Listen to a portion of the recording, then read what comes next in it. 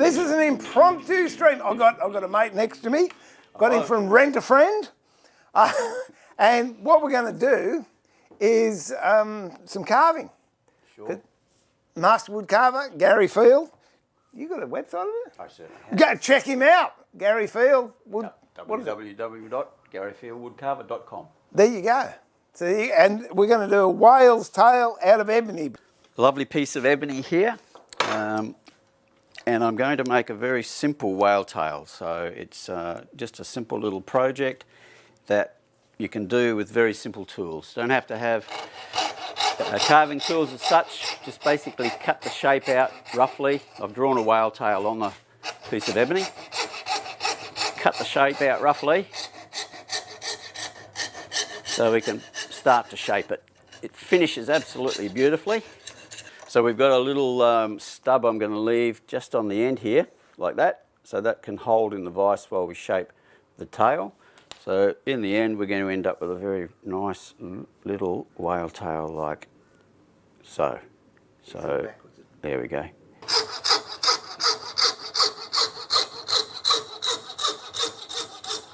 Don't have to be super accurate because that's going to come when we start to shape it. So what I'm going to do first is just shape the tail itself, shape the body. I'll just round the tail over a bit here.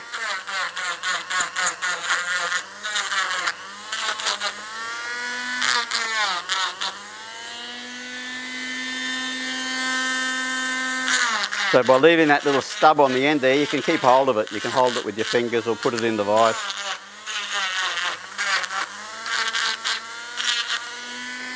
Now we'll make the tail itself, the fluke, thinner.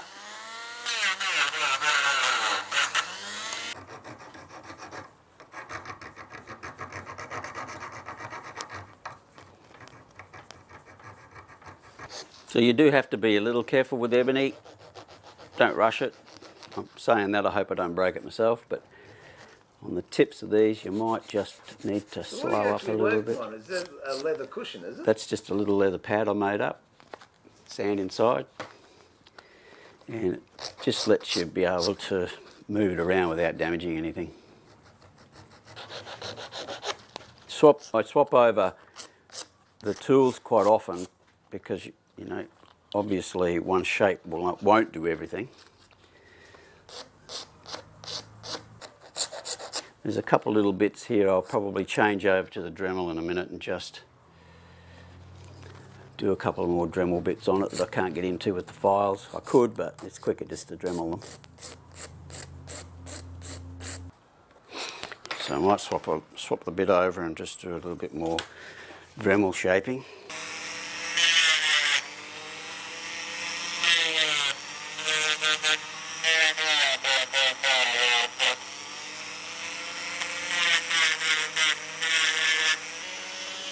A bit chunky and thick on the back there. We're just want to thin it down a little bit more, but not too much. We'll give it a bit, leave it a bit of stability there. There we go. So, trying to thin down the bottom of the tail.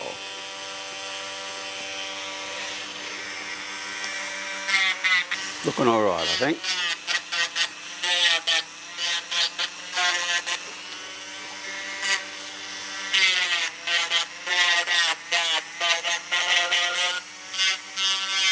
Okay, what I'm going to do now is just slow it down a little bit and start to use some finer files.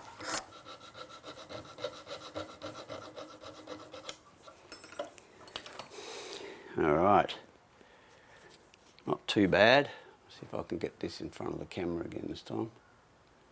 Yep, there we go. Hold it still, take it back a bit for focus. Yeah, it's looking okay. All right, we'll get this back on here. So I've just converted to a bit of sandpaper for those tips because I certainly don't want them to snap off, and sometimes the file's just a little bit too coarse. Start off with about 100 grit paper.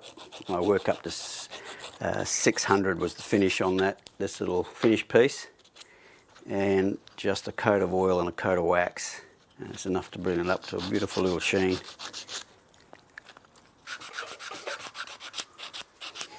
So this is the first time I've ever done one of these live streams.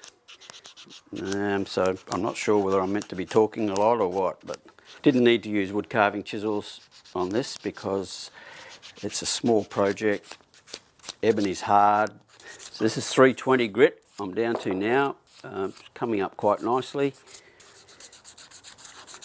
So what I also do when I get to this point, when I've got the shape right, I'm happy with it, I'll actually start wet sanding it. Don't have to use wet and dry paper. I use Velcro back paper. But if I can ask Steve for a bit of water. Is that water, Steve, in there? Yeah. Oh, no, that's glue. It's glue. We won't use that. In the squirt bottle. Squirting. Right, Yeah, we'll just have a little bit of it's water. fine, mate. What a great way to spend the day down here with Steve. So just drying off the water a bit. You can see it changing colour there. The reason I'm doing that now is the grain's been raised up. I'll give it another little cut back with, I'll use some of Steve's 1400, is it? Wet and dry, and then I'll just put a coat of wax on it, and you can see how beautiful this ebony is. If I kept going just with wet and dry, probably wouldn't even need to put a finish on this. You could actually make that a little sculpture there, Steve. You could just sit that on top of something like so. You could. Sit that on there. Might even do that. Why don't we do that? Carve on that bit there.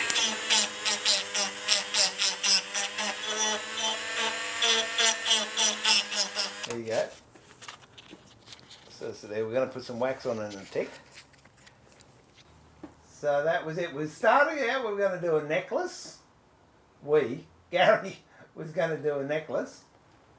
And then ended up making a little sculpture. Where's the necklace one? So there you go. We're going to put a bit of wax on it now. Yep. And watch the difference when you get the wax on it. Don't need a lot. Just a little paste wax. But that's it. A little whale tail There we go. on a coral reef. But first of all, I'm going to say thanks, mate, for coming in. Welcome, I Steve. appreciate that. But in the meantime, this is Steve and Gary saying remember Goodbye. to keep it sharp, more importantly, keep it safe. And I look forward to having your company in the workshop at the bench very, very soon. Till then, be kind to each other, look after yourself. God bless, Uru, goodbye. Catch you later. See you Bye for later. now. Bye.